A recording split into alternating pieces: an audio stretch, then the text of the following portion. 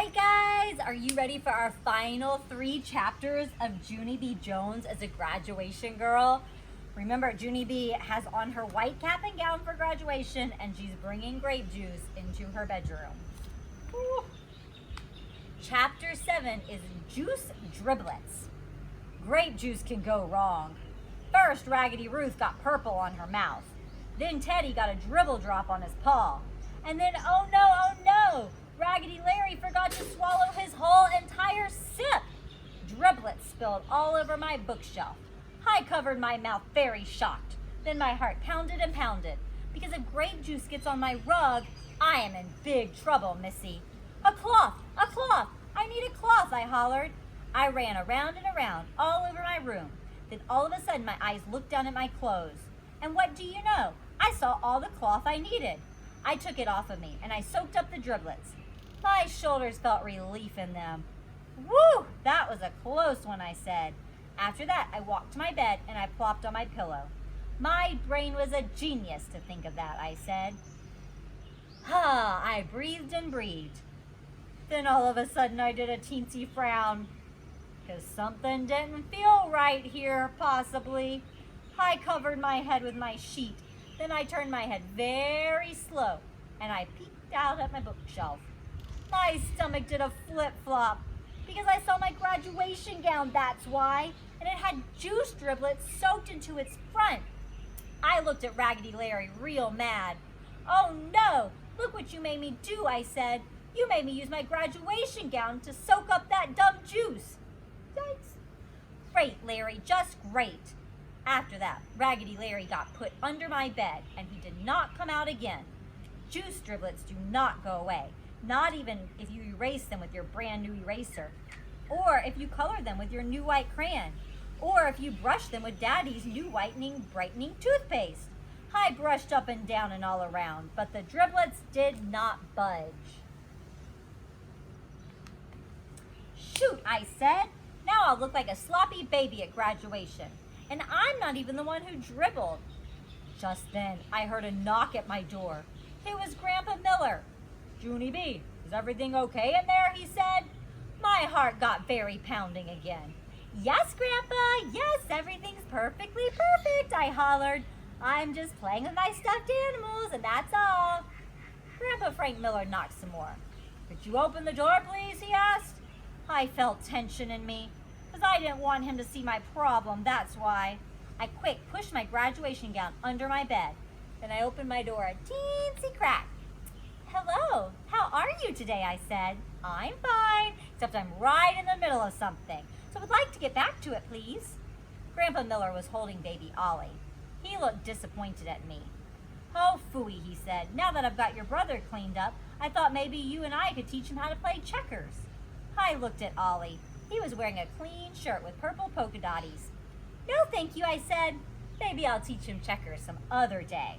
I waved at my Grandpa Miller, very sweet. Well, nice seeing you again, Frank. Goodbye now, I said. After that, I closed the door, and I waited for Grandpa's footsteps to leave. Finally, I pulled my graduation gown from under the bed, and I stared and stared at that stupid thing. Why did this dumb gown have to be white? I grouched. Why couldn't it be purple like the grape juice? If it was purple like the grape juice, the driblets would blend right in.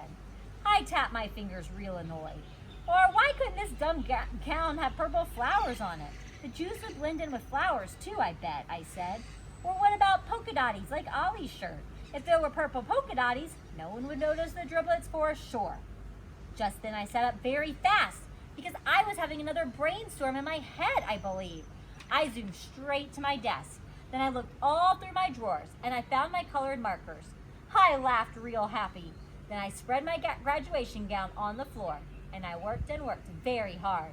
And guess what? When I was finally done, you could hardly even spot the driblets. My brain is a genius after all, I said. After that, I put my cap and gown in the box again and I took it back to Grandpa Miller. All righty, Grandpa, I said. You can put this back on the refrigerator now, please. Then I smiled real big. Because guess what else? He did. Excuse me.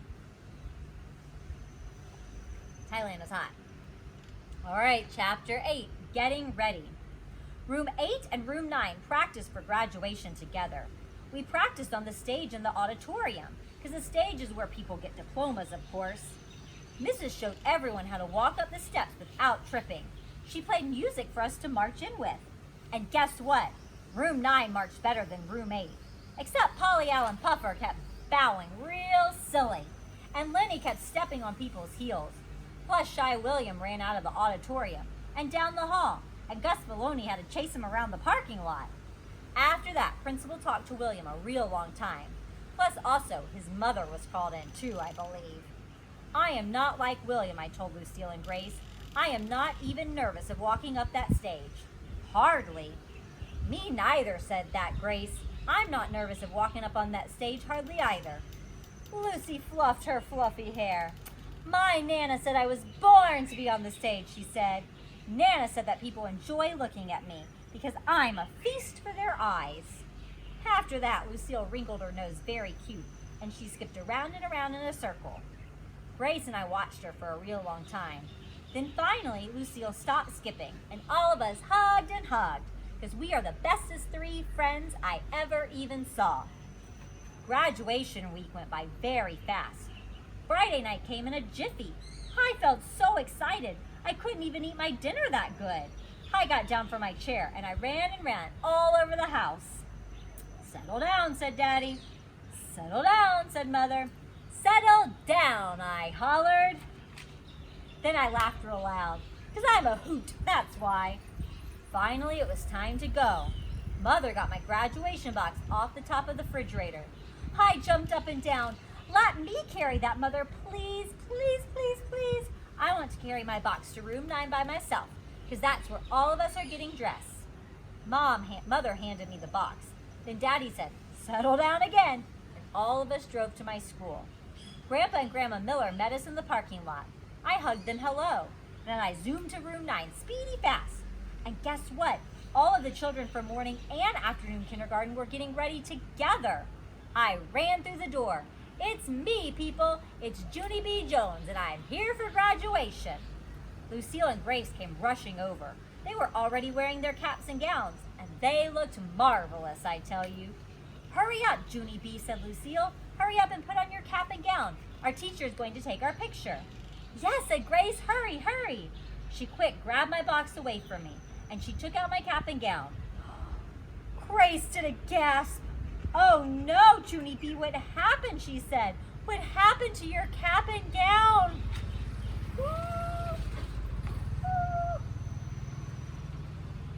My stomach felt squeezy and sickish, because that outfit looked spottier than I remembered. Put it down, Grace, I said. Don't show people. I don't want anyone to notice.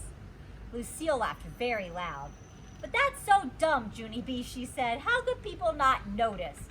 Man, Lucille says bad words too. You colored big purple splotches all over your graduation clothes. I did a huffy breath at that girl.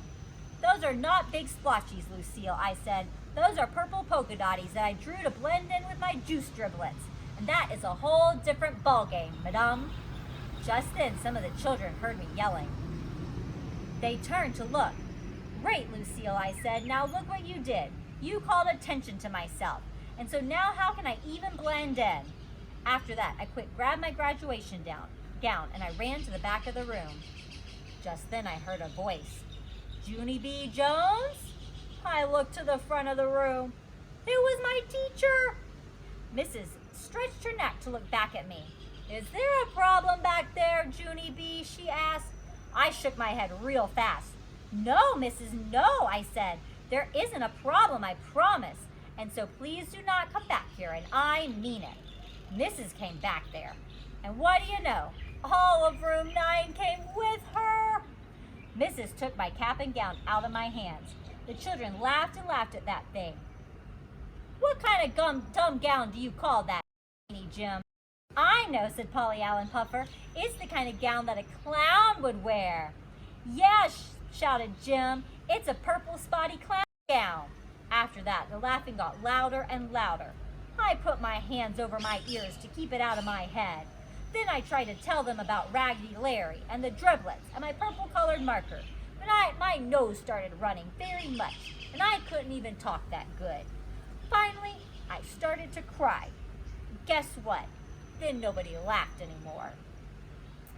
Chapter 9 is our last chapter. I wonder what's going to happen.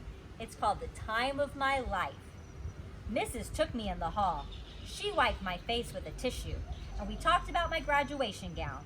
Mrs. said I would look darling in that dotty thing, because purple is her favorite color. Plus, grape juice is her favorite kind of drink. I kept on crying, because I didn't actually buy it, that's why. Pretty soon, Mother and Daddy came hurrying to room 9. They brought Grandpa Miller with them. Their eyes popped out at my spotty-dotty gown. I'm sorry. Please don't yell at me, I said, because I'm already crying, see? Plus, wearing this dumb clown gown will be punishment enough. Mother and Daddy didn't yell. They said we would talk about this problem later. After that, Mother helped me put on my cap and gown. Then she hugged me very nice. Then Daddy grinned, and he said I look cute in dots. She does look cute, said Grandpa Miller. And not only that, but when she goes on stage, she'll be easy to spot. And he winked at me. I did a giggle, because that man is a silly joker, that's why. Finally, Mrs. patted me. Are you feeling better now, Junie B., she asked. Are you ready to go back inside and be with your friends? I shrugged, kind of worried. Sure she is. Of course she is, said my grandpa. My goodness, this is Junie B. Jones. After that, he stood me up straight and tall, and he faced me to my classroom. Then I breathed in a big breath, and me and Mrs. went back into room 9. Polly Allen and Jim jumped out at me. Surprise, they hollered. Surprise, surprise. Surprise, hollered my bestest friend named Grace. I looked at those people very shocked. Then my mouth came all the way open, because they had dots on their clothes just like me. That Grace skipped all around. It was Jim's idea, Junie B., she said. Jim said if all of us have spots too, then you will feel better. And so Polly Allen Puffer found the colored markers, and we colored our caps and gowns just like yours. Grace looked at Mrs. See us, teacher, aren't we beautiful? I colored red spots, and Jim colored blue spots, and Polly Allen Puffer colored green spots. Just then William raised his hand. And I'm coloring orange spots, he said, kind of soft. And I'm coloring lavender spots, said Charlotte. And I'm coloring pink spots, said my bestest friend Lucille, because pink brings out the natural blush of my cheeks. Mrs. smiled.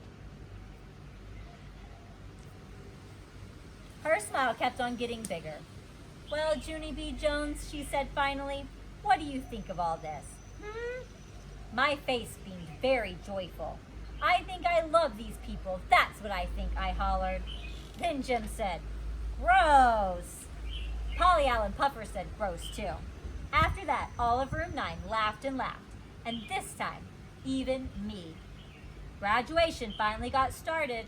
The room 8 teacher walked up the steps of the stage. She said hello to all the people. Then Mrs. walked up the steps of the stage too. She was smiling. Families and friends, I've been a teacher for a very long time, she said. But in all my years of teaching, these are some of the most colorful graduates I've ever seen. Mrs. held out her arms. Ladies and gentlemen, we are proud to present the graduates of room 8 and room 9. Just then the music started, and all of the children walked into the auditorium. The audience chuckled at us, very happy. Room 9 chuckled back at them. After that, all of us sat in special chairs, and both the teachers talked and talked some more. And then it finally happened. Mrs. started to call our names, and one by one we walked up on the stage, and we got our diplomas. And good news, Polly Allen Puffer did not bow real silly, and Lenny did not step on people's heels, and Shy William did not run away. It was the time of our life, I tell you. I felt 1,000,000,000 feet tall up there. When Mrs. gave me my diploma, she shook my hand real nice. I'm gonna miss you, Junie B. Jones. You are truly one of a kind. Thank you, Mrs., I said. You are truly one of a kind, too. After that, my grandpa Frank Miller did a loud whistle, and Mother and Daddy got very proud. And here is the happiest news of all. When graduation was over, room 9 did not even have to say goodbye to each other, because all of us are coming back to the same school for first grade. so we can play at recess, just like Mother said. And guess what else? I can't wait to see those guys again, because we will be friends forever and ever, and always, and I mean it. And that is the end. What a cute story. I loved it. Miss you guys. Bye.